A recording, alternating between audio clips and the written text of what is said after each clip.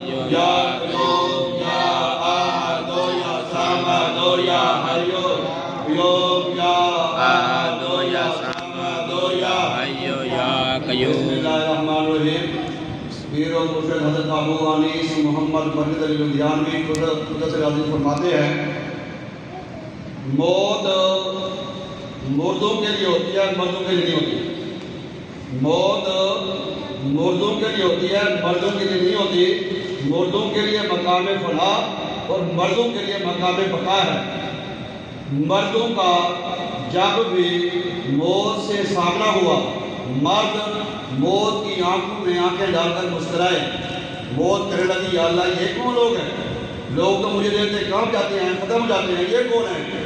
پھر فرمایا یہ وہی لوگ ہیں نہ ان کو دنیا میں ڈالا ہے نہ ان کو آخرت میں ڈالا ہے۔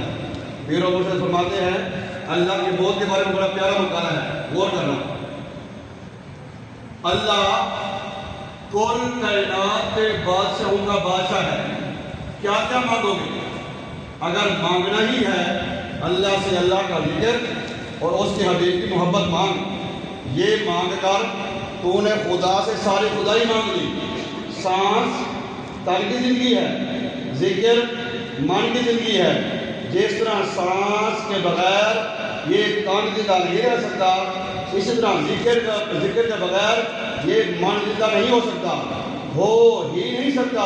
اگر تیرے تن میں تیرا من زندہ نہیں تو یہ زندگی کے بازار میں کوئی زندگی نہیں۔ زندگی زندہ دلی کا نام ہے، مردہ دل کا خاکیہ کرتے ہیں۔ جو من ایک بار اللہ کی یاد سے زندہ ہو جاتا ہے پھر کبھی نہیں مرتا، مر سکتا ہی نہیں۔ بادشاہ ہو من بھی کبھی مرے، اور وہ من جس میں ہو ہی اللہ کبھی نہیں مرتا۔ اللہ تعالیٰ اسے نکالنا زہر میں مخلوق کی زبان پر، خلق کی زبان پر زندہ رکھتے ہیں اور ہمیشہ رکھتے ہیں۔ اللہ کے بندے اللہ کے ملک میں باقی رہتے ہیں، ہے نا میرے بغداد والے باقی، ہے نا لاہور والے باقی، ہے نا دلی والے باقی، ہے نا کلیئر والے باقی، پاک بدن والے باقی، دارالحسان والے باقی۔ جسم خاک تھا، ذکر نور تھا، جب خاک میں نور جلوہ نما ہو گیا